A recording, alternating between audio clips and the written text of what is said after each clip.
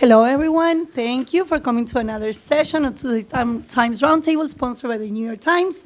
As always, I have a couple of reminders. One is wait for the microphone to ask your questions. We want your questions, but please wait for me or Taylor to run and give you the microphone so we can, on the recording, we can hear your questions. What else? As you know, this is sponsored by the New York Times. FIU has a partnership with the New York Times, and you get free subscription.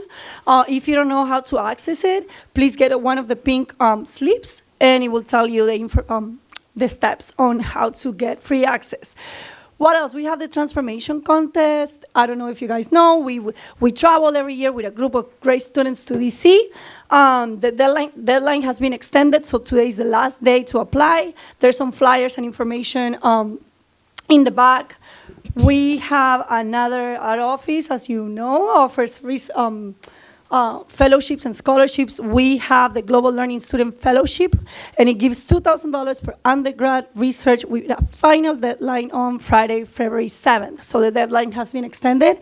Please apply. You can grab one of our program managers, Yenny Simon's card to learn more. What else? We have a great alum event. Tomorrow we are co-hosting an alumni panel with the Honors College. There will be snacks, and medallion students will earn 3 points. The event is at CVC 155 from 12 to 2.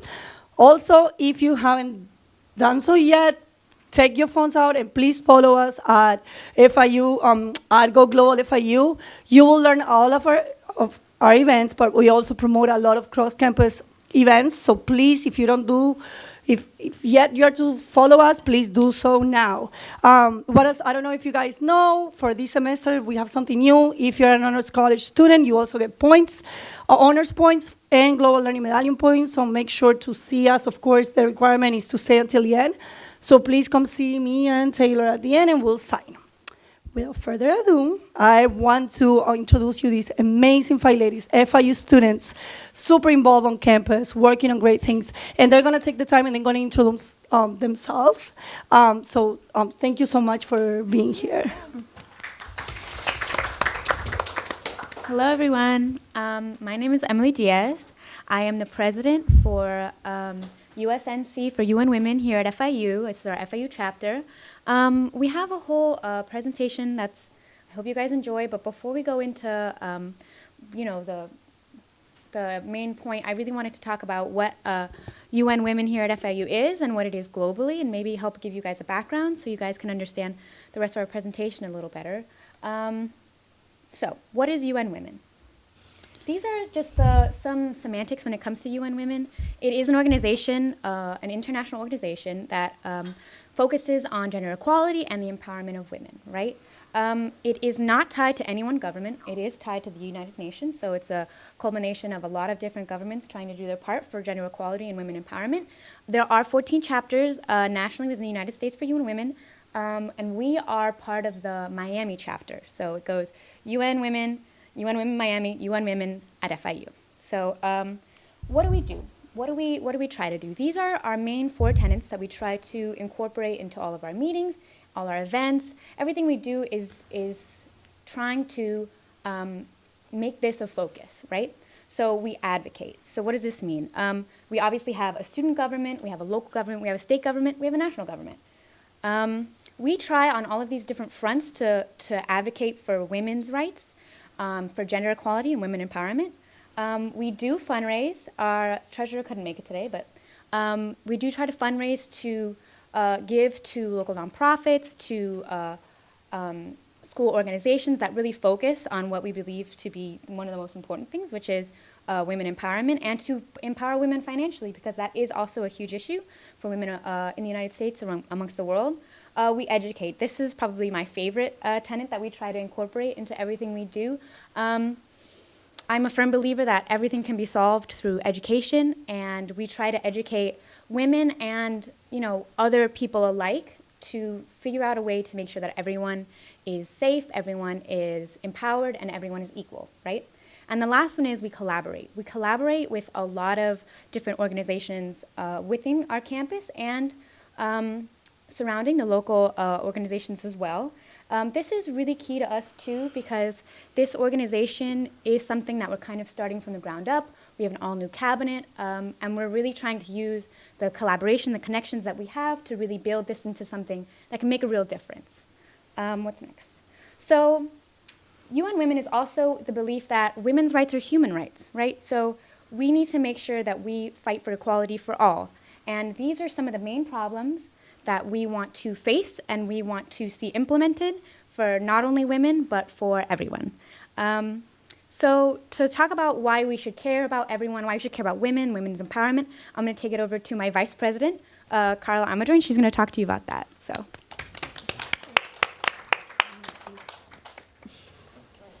how's everyone today? Okay, so UN Women, we have a lot of reasons of why we personally care about promoting women's rights, but also these are some reasons why you guys should care. We should care because we want to protect and promote women's rights. In a lot of countries, we don't have the same equal rights here as in the United States. So we should obviously try to promote and protect women's rights throughout the entire world. Violence against women is a very serious issue, not just only here in the United States, but also around the world. We want to try to promote and raise awareness for violence against women and try to solve the issues in these regions. Fostering peace and security. Obviously, there's a lot of countries, like I've emphasized before, there's not that much peace in these regions, and with this peace comes violence. So we want to try to find solutions on how we can end the violence and try to promote and foster peace within these regions. I don't know if you guys haven't noticed, but in a lot of governments, there's not that many representation of women. Here in the United States, we have some, but just take a moment to think about in Nigeria, in South America, in Europe. There's not a lot of representation of women in these regions, nor are they in cabinet positions or in national planning. So we want to try to promote and tell our representatives, like, hey, we want more women representation.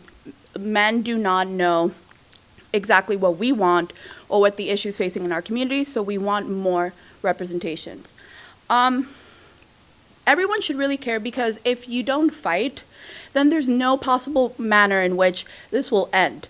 We have to be the ones that spark the change in our generation, because if we don't accomplish it in our generation, at least the future generations can carry on our fight. So we need to be the voice that sparks the change.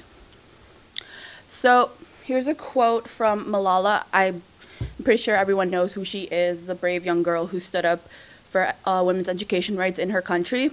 So she says, I raise up my voice, not so I can shout, but so that those without a voice can be heard.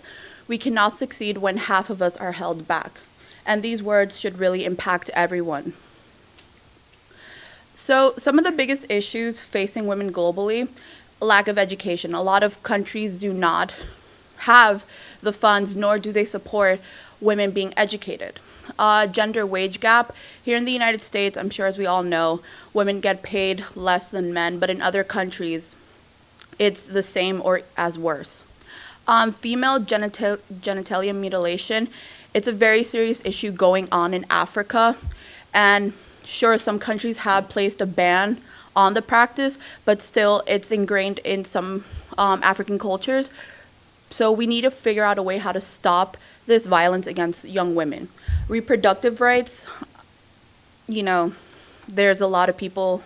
I understand if you're pro-life, pro-choice, but at the end of the day, can you really tell someone, a woman, that, hey, it's your body, but you don't have a choice to decide whether or not you want to keep a child, or even if you just want to practice safe sex, get condoms, Plan B.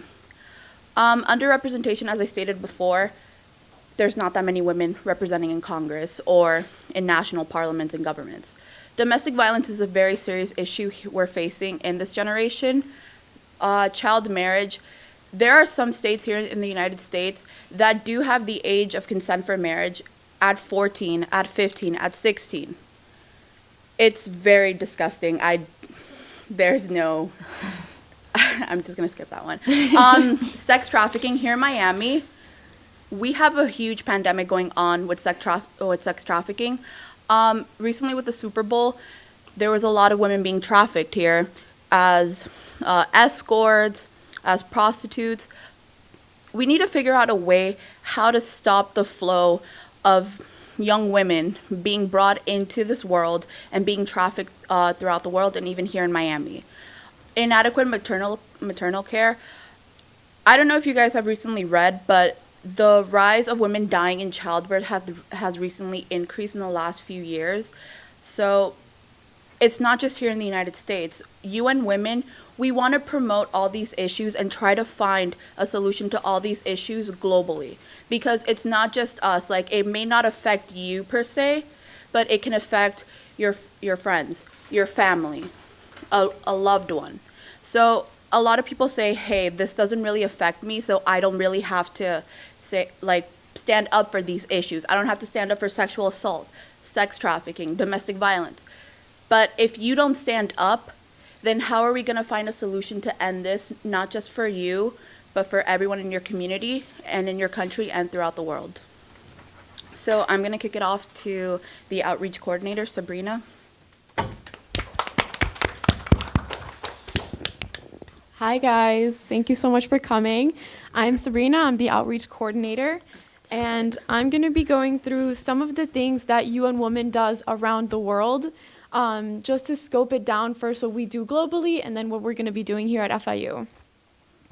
So UN Women focuses on 5 major areas: political involvement, global violence, security engagement, economic empowerment, and gender responsive planning.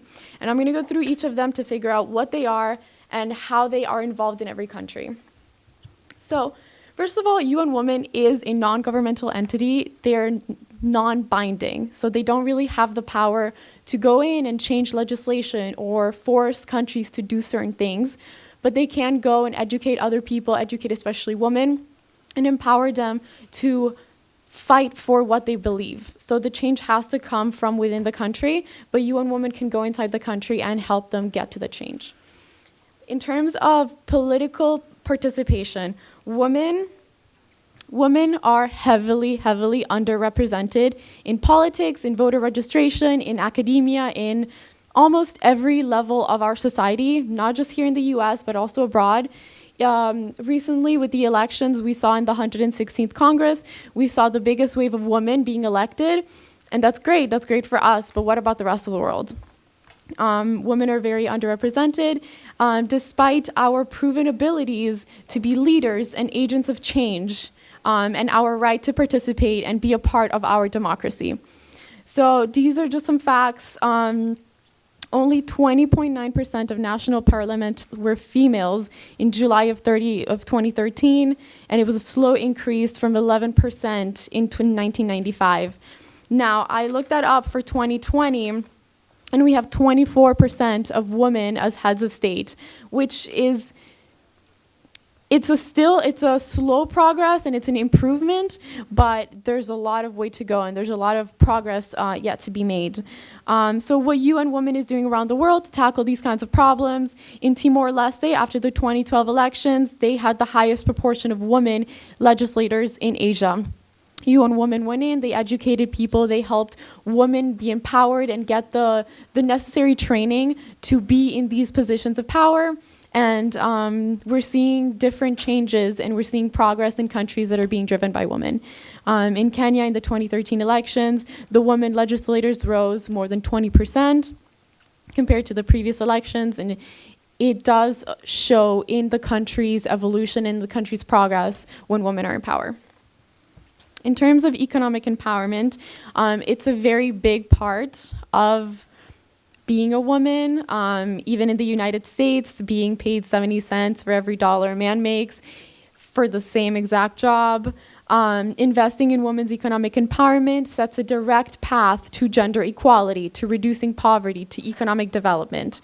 And we also need to take in consideration that women most of the time are doing unpaid care work at home, which might not be considered actual job, but it actually is. It furthers the development of the children and it produces literally the people of tomorrow.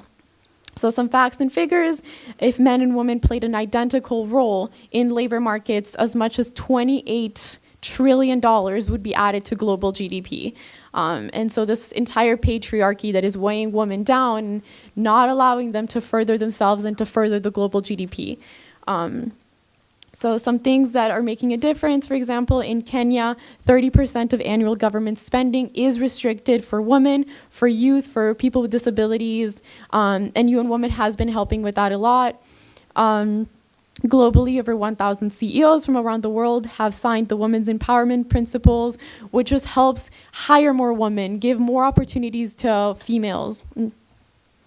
So this is really interesting at the bottom of the page. At least 50% of the world's women are in paid and waged salary employment. So 50% of the world is working females, and yet women earn 24% less than men for the same job. All right, this is a big one, ending violence against women and girls. And we talk about all of these issues globally, but I know that all of you, especially all the women here, you know that this happens in the United States. So I might be talking about Kenya or Timor-Leste, but this happens here. It might not happen in the same scale, but we still feel the kind of subordination to men. So what's the issue? Violence. Violence against women and girls is a huge violation, not of just women's rights, but human rights in general. From domestic violence, genital mutilation, female genital mutilation, which is hugely popular in sub-Saharan African cultures, where they chop off a woman's external genitalia. And there's a lot of these things that we might not understand as our culture, but are part of other people's cultures, even though they have been banned by legislation. People still do them. It's estimated that 35% of the women in the world have experienced either physical or sexual intimate partner violence and non-partner violence. Some national studies show up that 70% of women have experienced this kind of violence. And so UN Women works in advocating this. For example, the picture is of a rally in Tanzania, where UN Women went and they advocated for women's rights. They were educating people about standing up for themselves, and these women are asking for human rights and violence against women. Female genital mutilation, as I mentioned, sex trafficking, as she mentioned with the Super Bowl, child marriage, like more than 700 million women alive today were married as children. And so it's an epidemic of violence against women just because we are women.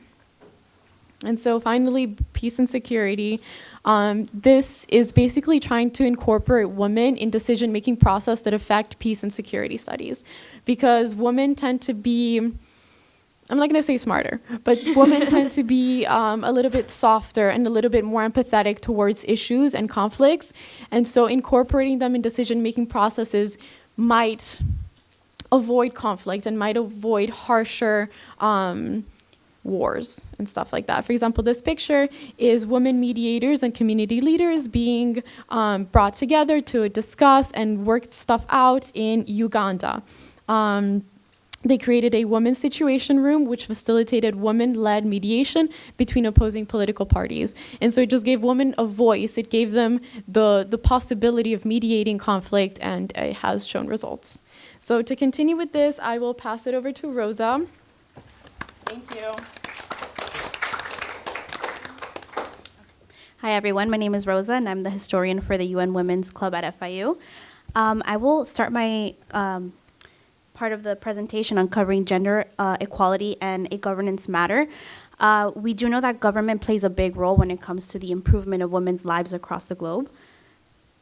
I'm going to start off with a quote that says, "Thanks to the participatory budget experience, women are more aware of their rights. I myself have my own land, and I cultivate like my husband," said by a woman member of the Community Council in Senegal. So there are emerging areas happening in the world with women's improvement.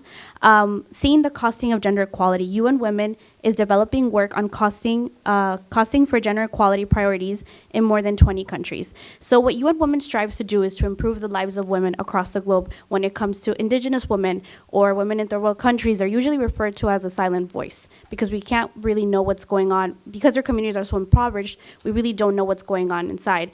So UN Women, what they do is try to promote to help the women that we tend to forget about and bring more awareness to their situations and just how affordable healthcare that we all need.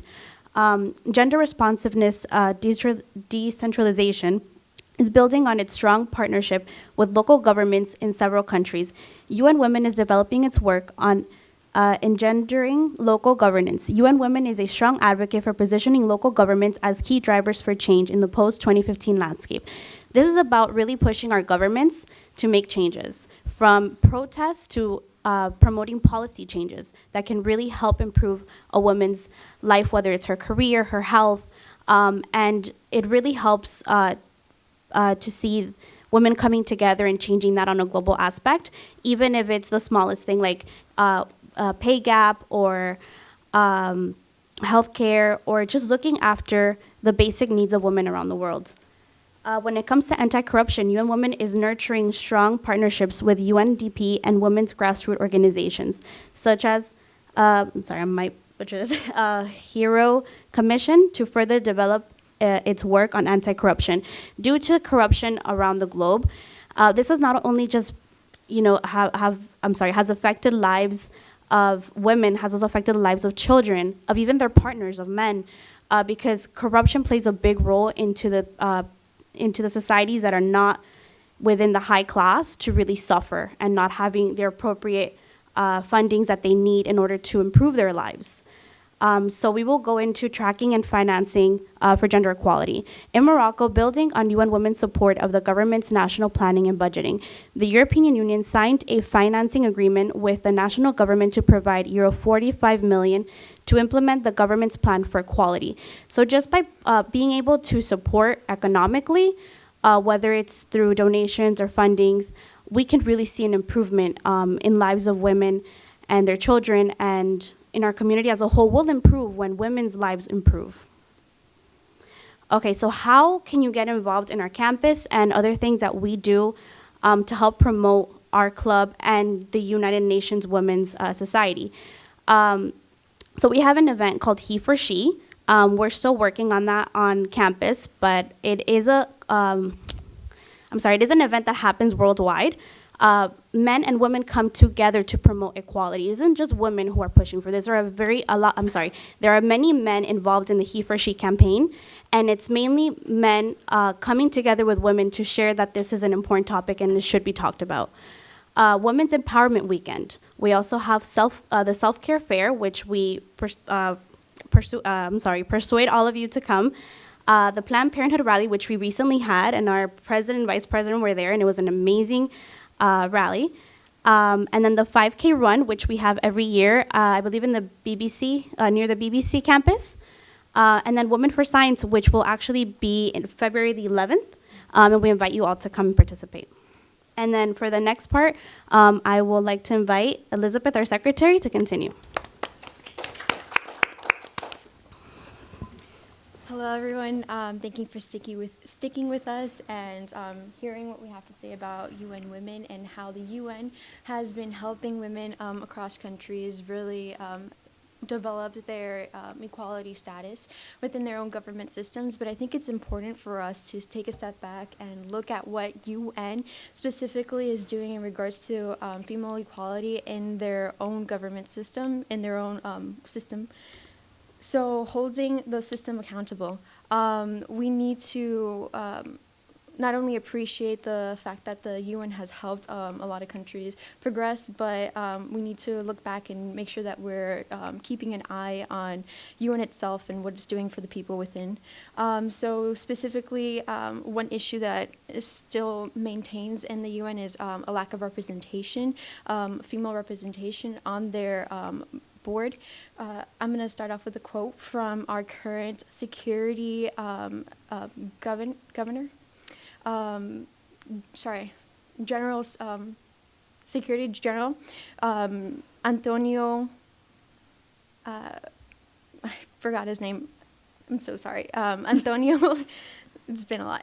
So in his inauguration, he mentioned that management reform must ensure we reach gender parity sooner rather than later. This is something that he recognizes that is important for us to address and to put our effort towards. However, this is this is definitely seen in a report that was recently, that was the most recent report released over the head of the council, how there's only 70% of assistant secretary generals, under secretary generals, special envoys, and other top leaders that are just men, while women are only 25% of the heads or deputy heads of peacekeeping missions.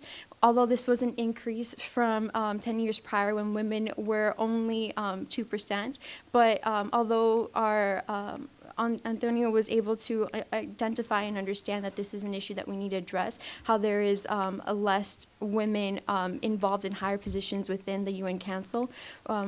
We're seeing a lack of accountability to ensure that this happens.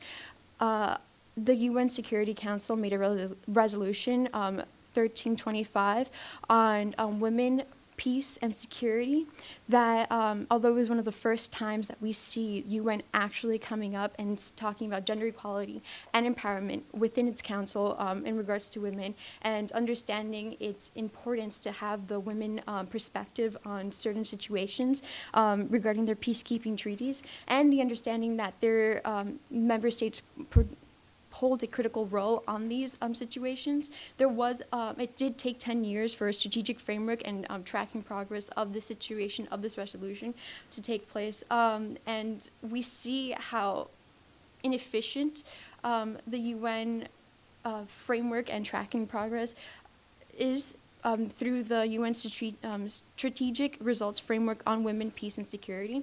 In it, it states that lead entities in each operation does not indicate responsibility for the outcome, but rather indicates mandate and expertise on this area, which basically translate to this lack of leading head figure that will ensure that there is accountability and ensures that there is actually something happening in regards to these goals implemented in the resolution and implemented in the Women, Peace, and Security Committee and group. And lastly, I just want to talk about how there is this, the agenda is kind of faulty in regards to the women involvement, how there is a lack of interconnection and there is this vagueness that we see.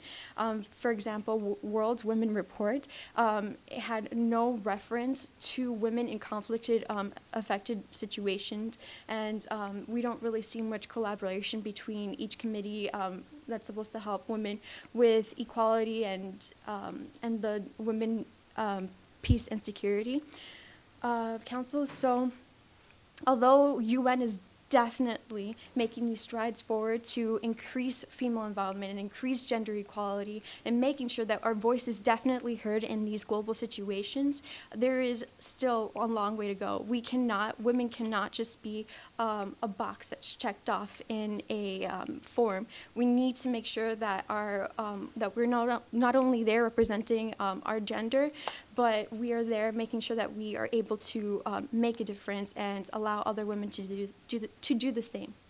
So thank you for staying here, for listening to us. If you guys are interested in anything we have to say, you can follow us at UN Women FIU on Instagram, and our email is unwomen@fiu.edu.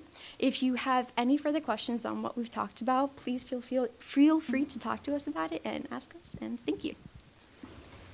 We do have some flyers if you guys are interested over there. We have some flyers on our past events, some future events. So if anything, you guys feel free to talk to us, ask questions. Hi, so good afternoon. On Sunday, I watched this movie called Whistleblower, if you guys are familiar with it. And one of the issues, and it's an issue that is still prominent to this day, was that a lot of peacekeeping missions kind of like promote rape or like sex trafficking rings. I wanted to know what is your opinion on a way that the UN and UN Women could enforce and implement something to reduce the situation? So the fact that UN Women is not tied to any one government essentially means that there's no forceful way that UN and UN Women can really do anything. But what we try to do is prevent those sorts of situations from happening in the first place. And mainly we do that through female empowerment. I know that sounds like a really vague concept, like female empowerment, but there are two main fronts that we kind of focus on when it comes to this kind of empowerment. The first is financial empowerment. One of the main reasons why women kind of find themselves stuck in this loop of being used and objectified is that they have no real standing in society, because most societies give power to those who can pay for it, almost. So through the empowerment of women, financially, we can help to make sure that they aren't dependent on someone who is going to use them for a profit, like the people who run these kinds of horrific rings. Another way we do that is education. A lot of women are brought into these kinds of situations when they're very young, and they don't know any better, and their parents don't know any better, because there's just not that kind of conversation surrounding what can be done about it. So starting that conversation, educating these people on why it's important to empower women and empower and educate women is the main tenets as to how the UN tries to fight those kinds of things from happening. I also, I agree, it comes down to sovereignty. The UN woman, the UN can't really do much in terms of when it's inside a different country. But I also do believe that it comes down to representation. When there's women in power, these kinds of issues tend to be more addressed, because we see it, And I'm not saying that men don't see it, but if it's a peacekeeping mission, maybe they're not focused on the impact that this peacekeeping mission is having on the local women in the communities.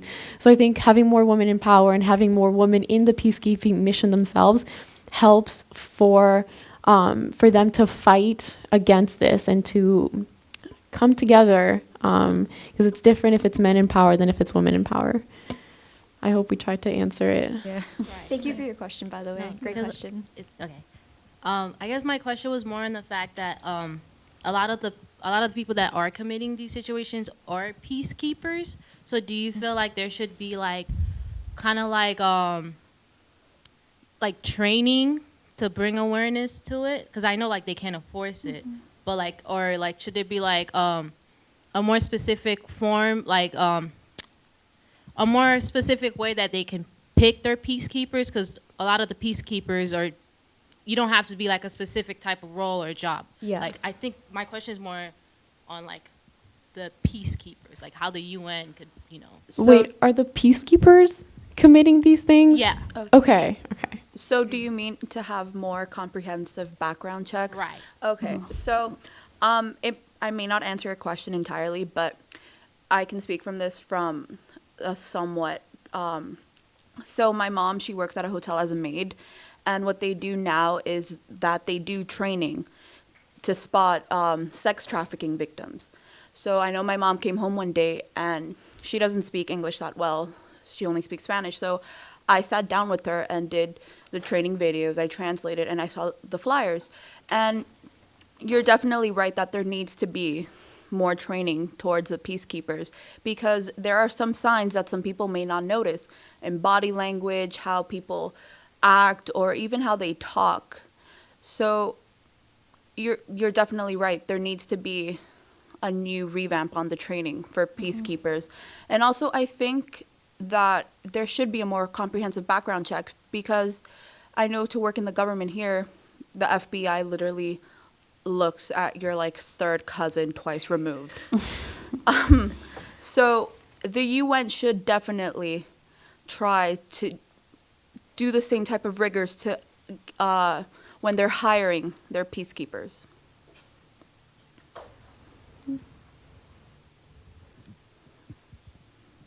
Hi. What do you think is the impact of the Me Too movement in addressing all those issues? I think that the Me Too movement has really brought light to a lot of situations that I think women weren't comfortable talking about before. They felt that their pay would be in jeopardy, that they felt their careers would be in jeopardy. And it's given women that push to say, this is my experience, this is what happened to me. And without them being judged or casted out because they're speaking out about someone in power or someone above them. I think that it's also brought a lot of men into the conversation, and it's very important to have the men point of view and the man's perspective. And I think it's really helping out the progress of women and being able to sit down and speak about subjects that were once taboo? Basically, my first semester at FIU, we had a speech class, and we had to do a crisis topic, and one of the presentations given out by a girl was the child bride crisis, and she informed us that was actually happening in America. And she informed me that, you know, I've never really gotten into this and stuff before, but she said, yeah, in Mississippi, the age to marry with your parents' consent is 12 years old.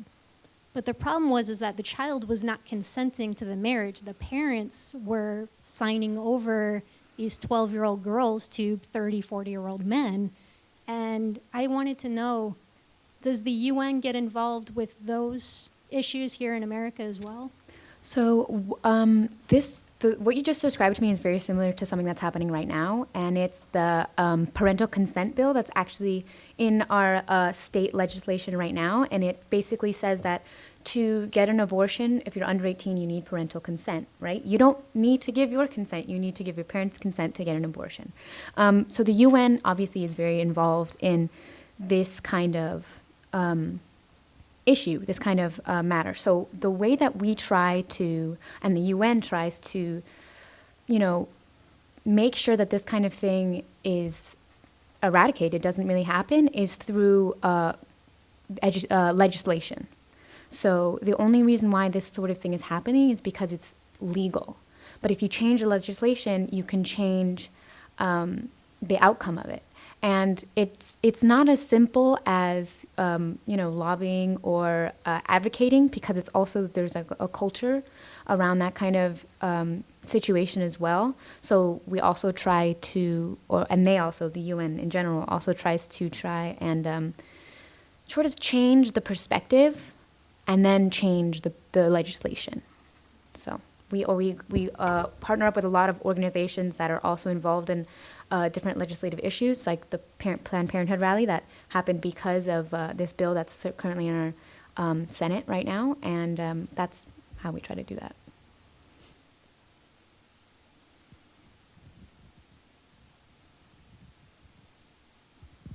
Hello. My question is that are there programs to educate male children and parents about the oppression of women, and to show them how they can help combat this issue? I know you guys spoke about a lot about educating female empowerment, but what about like the children, to help the next generation do better than this one? Right. I think that there's definitely a big push when it comes to the education system to be more open and intersectional when it comes to teaching empowerment and equality, because and a lot of people assume that it goes back to what feminism is about, right? So it's the equality of both men and women, and it goes back to women's rights being everyone's rights. So I think that it's essential to focus on the idea that women are not just women, we're also a part of the greater whole that is humanity and society. And I think that when that shift is kind of happening now in terms of education and feminism and how we perceive it. So it's through that shift in realizing that everyone is accountable for what happens to women, not just women and not just men. And I think through that shift we can really see how the difference between what we're going to do and what our children are going to do in terms of empowering and creating equality for everyone. I also think that ties to the Me Too movement question, because the Me Too movement didn't just bring up a lot of bad stuff that men did. It showed other men the things that their friends were doing, their colleagues were doing, and it kind of held men accountable to be better and to do better. And while it wasn't the main lesson per se of the Me Too movement, it did kind of educate in itself the new generation of men, and it kind of showed them what not necessarily what to do and what not to do, because like you shouldn't rape, okay? Yeah. But it did show them that there are consequences for their actions, that they can be held accountable, and that was a big lesson for for men of our generation. Yeah, to kind of add to that, now with like social media being such a huge aspect of our society, not just in America, but just like globally, that open dialogue over women education, empowerment, just everything that we've kind of like ignored or shunned is finally kind of like opening up, and people are finally understanding like, oh, this is my way of thinking wasn't the best, or my way of thinking was like not the greatest. I just didn't know. Like going back to the genital mutilation, I know that it's been degressing. Like not as many parts of Africa are doing that, but there are certain like tribes that are still doing it just because it's part of their religion and something that they've always known. And there is this woman that she was part of one of these tribes. She was the daughter of one of like not the head, but he had like influence in the actual tribe, and she came to America and she realized that what had happened to her was not right, and through her husband she was able to like grow from it, and she was able to create this little committee or this movement to go back to her tribe and try to educate people and make them aware that although you see nothing wrong with it because it's your religion and something that you've always known, there is something wrong. So yeah, there is this with social media. We're not only seeing like the Me Too movement educating people, but it's kind of giving this ability to educate people worldwide and let people know that this mind frame that you thought was okay isn't really, and why. Also, I just want to add something. I think it all comes down to what people have considered for many generations as normalized behavior, like the phrase "boys will be boys." Mm-hmm. I have a lot of little cousins, not just here in Miami, but in different, like in Dominican Republic, Honduras. And when I talk to them, they tell me, these are 8 and younger, that in school, there's now programs like Cómo comportarse, how to behave.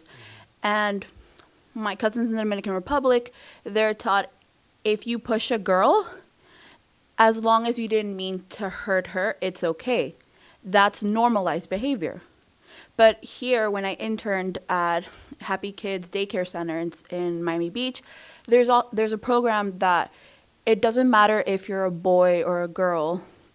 If you put your hands on someone when they don't want to, that's not okay. They're trying to break down the normalized behavior of boys will be boys, or hey, if a boy like roughhouses a girl a little, it's fine. Or, so it all comes down to what we see as normalized behavior and how do we break that cycle. Thank you so much. Thank you. It was a lot. Yeah. Thank you. I was going to say also that at least the stigma, there's a lot of stigma surrounding abuse, especially when it comes to sexual abuse, and it happens the same with men, that, now people are more open, and I guess it ties back to also social media and globalization and this interconnectedness, that we are open to talk about it a little bit more now and bring it afloat. It was always hidden, so I think that's going to help us to address the issue. Any other questions? Well, thank you so much. Thank you guys for coming. Thank you guys for today. coming. This is a very important topic. Well, you mentioned if they want to join the club, how do you guys accept members? How does it work? Yes. Who wants So- to? Yeah, so we accept members. We have general meetings more than once a month. You come, we sign you up on a preliminary basis. You get added to our group chat, you get added to our newsletter, and from then we have a requirement where you come to a certain amount of meetings, a certain amount of events, and then we'll sort of indoctrinate you into our organization, and then you're then applicable to apply for the e-board and all different kinds of things like that. So it's not that. And if you have any questions, like please. Yeah, we have an Instagram. We yeah. have an email. If you want to come up to us after, leave your number and your email. We can always get you involved now. We do have a lot of events coming up this month that are really, really cool. So Yes, we do not have member dues, just letting you guys know. oh no, we don't. We don't have any members. We do have a lot of events. Another plus, please. Yeah, you don't have to be a member to come to the events. On February 11th, we're going to be tabling in GC for the Women for Science event. Last few weeks ago, we went to the Planned Parenthood rally to celebrate the 47th anniversary of Roe versus Wade. We do a lot of stuff with Planned Parenthood, and like, doesn't matter about your political opinions. You can just come out and like support. You can have your opinion. We can have ours, and we can just do whatever it's best for women. Yeah. And we're open to all majors, so you don't have to be a specific major. Yeah, Yes. that's an awesome point. Thank you. Thank you. Thank you, guys.